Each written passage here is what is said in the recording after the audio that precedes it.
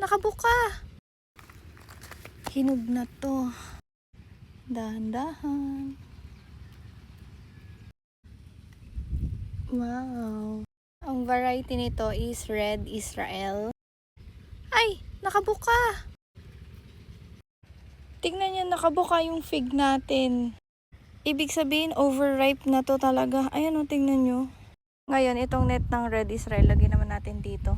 Ay, may isa pa tayong hinog. Golden honey, kunin na rin natin.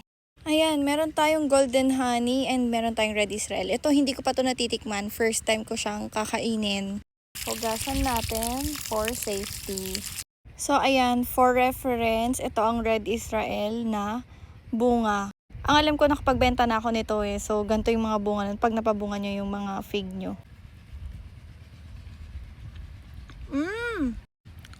Wow, ang tamis.